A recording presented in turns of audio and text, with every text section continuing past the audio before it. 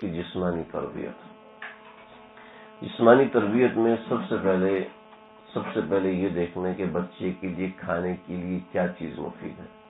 ہر وقت اس کو پاپڑ کھلا رہے ہیں، 6-7 پیکٹ پاپڑوں کے کھلا دیے، ہر وقت اس کو بسکٹ کھلا رہے ہیں، ہر وقت اس کو چاکلیٹ کھلا رہے ہیں. اس کو کھانے کی تربیت دیں. بیٹا کھانا کیسے کھانا ہے، لباس کیسے پہننا ہے. جسمانی تربیت، جو چیزیں جسم سے تعلق رکھنے والی ہیں ان سب چیزوں کی تربیت بچے کو دینا ضروری ہے. بیٹا دائیں ہاتھ سے پہنتے ہیں سنت ہے، بائیں ہاتھ سے اتارتے ہیں سنت ہے، دائیں پاؤں میں چپل پہلے پہنتے ہیں. یہ اس کی جسمانی تربیت ہے. اس کی جسمانی تربیت کا لحاظ رکھا جائے، اس کے کھانے پینے کا لحاظ رکھا جائے، اس کے جسمانی ساخت کا لحاظ رکھا جائے. ایسا نہیں کہ بچہ بہت زیادہ کھا رہا ہے تو ڈاکٹر سے پوچھا جائے اور ڈاکٹر سے اس کا صحیح علاج کرایا جائے. ورنہ بعض بچے بھائی آپ کہیں گے یہ پتہ نہیں کیسی بات کر رہا ہے. بعض بچے بچپن کی غلط حرکات کی وجہ سے ساری زندگی معذور ہو جاتے ہیں. ایسا ہے کہ نہیں ہے؟ میں فرضی بات کر رہا ہوں؟ کیوں جی میں کوئی فرضی بات کر رہا ہوں؟ بچپن کی کچھ غلط عادات کی وجہ سے آگے وہ مستقل جسمانی بیماری میں مبتلا ہو جاتے ہیں. اور ماں باپ کہتے ہیں میرا پتر ہے کھانا دے رہا ہوں، میرا بیٹا ہے کھانے تو کوئی مسئلہ نہیں ہے، میرا بیٹا ہضم کر لے گا. کوئی نہیں، ایسا نہیں.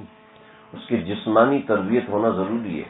جسمانی تربیت کے اندر سب سے اہم چیز، یہ جسمانی تربیت کوئی معمولی چیز نہیں ہے. سب سے اہم چیز بتاؤں، اس کے لیے کھیل کود ضروری ہے. بچے کے اس کے لیے مناسب کھیل کود اتنا ضروری ہے جتنا اس کے لیے پڑھائی ضروری ہے. بچہ صبح جاتا ہے، شام کو گھر آتا ہے، رات کو گر رہا تو سو جاتا ہے. یہ شام کو فارغ ہوتا ہے، اماں اس کے ہاتھ میں موبائل دے دیتی ہے اور جناب وہ لیٹا رہتا ہے. اس کے جسم میں جو کھانا گیا وہ کھانا ایک میدے میں پڑا زہر بن گیا، نہ وہ ہضم ہوا نہ وہ کہیں آگے گیا. اور کتنے بچے میدے کے کینسر میں مبتلا. کہ بچوں کا میدا تو اتنا مضبوط ہوتا ہے، اس میں تو کوئی ایسی بات ہوتی نہیں، لیکن وہ کیا 15 سال 20 سال میدے کے کینسر میں مبتلا. اور کیوں مبتلا؟ ہمارے حضرت والا رحمۃ اللہ علیہ کے داماد تھے ڈاکٹر ندیم صاحب دامت برکاتہ. ڈاکٹر ندیم صاحب نے بتایا کہ بچوں کو برین ہیمریج ہو رہے ہیں. کیوں ہو رہے ہیں؟ اس لیے کہ ایک جگہ بیٹھے بیٹھے ویڈیو گیم کھیل رہے ہیں.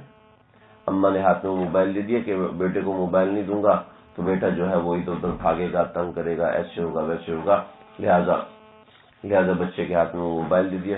جی اب موبائل تو میری ضرورت ہے، بچے کے لیے ٹیب منگوا لیا. اب بچہ ٹیب میں لگا ہوا، ہر وقت ٹیب کے اندر گیم کھیل رہا ہے، کبھی ادھر کی گیم کبھی ادھر کی. جسم کی ایکٹیویٹی نہیں ہو رہی.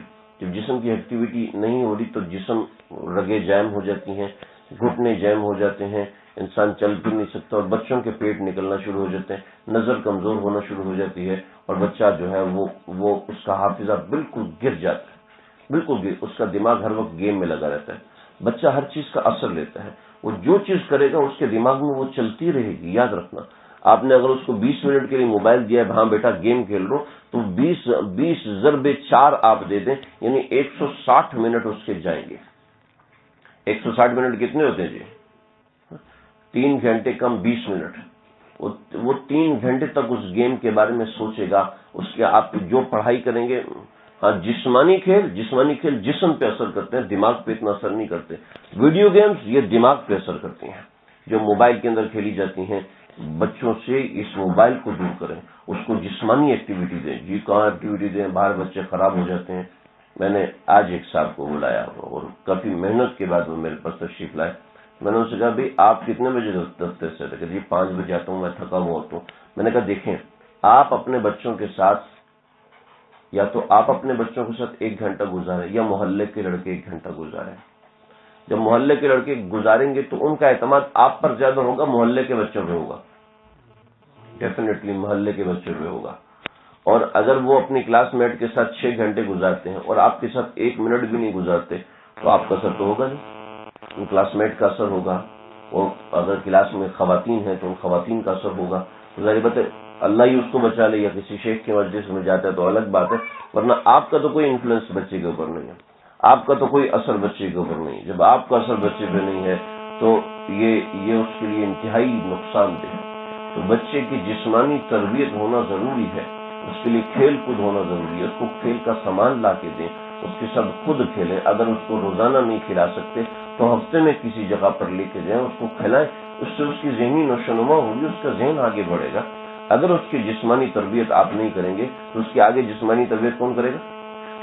ہاں جی, وہ خود ہی اپنی فٹنس کا خیال رکھتا ہے. تو کیا ہوتا ہے, کئی بچے کلب جوائن کر لیتے ہیں اور جناب اسی کلب کے اندر وہ جناب اپنا مستقبل دیکھنا شروع ہوتے ہیں کہ میں جناب میاں داد بنوں گا, میں یہ بنوں گا, میں وہ بنوں گا. وہ اپنا مستقبل خود سے بنا لیتے ہیں. اگر ماں باپ ساتھ ہوں, اس کو کھیل مقصد کے ساتھ کھلائیں گے, کھیل مقصد کے ساتھ کھلائیں گے, اس کو دوڑ لگوائیں گے, اس کے ساتھ جو چھوٹی موٹی چیز ہو وہ کھیلیں گے.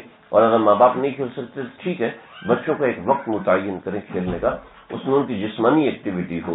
ایسا نہیں کہ ہر وقت بچے پڑھ رہے ہیں, اس سے ان کا نقصان ہوتا ہے. کھانا ہضم نہیں ہوتا, پینا ان کا ہضم نہیں ہوتا, خوراک نہیں لگتی, دوائی نہیں لگتی, ذہنی نشوونما نہیں ہوتی, جن بچوں کے کھیل کود کا انتظام نہیں ہوتا.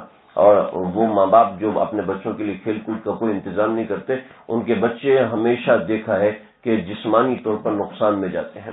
جسمانی طور جسم کا دماغ پہ بڑا اثر ہوتا ہے, دماغ کا پورے جسم سے کانٹیکٹ ہوتا ہے.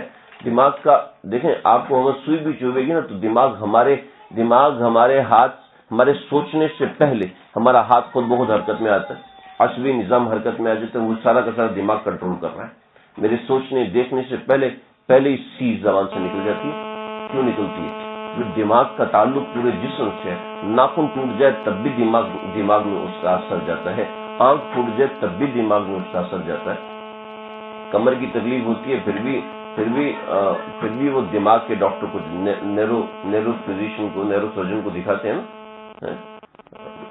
ابھی آپ کا MRI ہو رہا ہے, کنٹراسٹ میں ہو رہا ہے میرا, اللہ حفاظت فرمائے قبر نما مشینوں سے. تو دیکھو بھائی, یہ بات سمجھے, بچوں کی جسمانی تربیت ہونا ضروری ہے.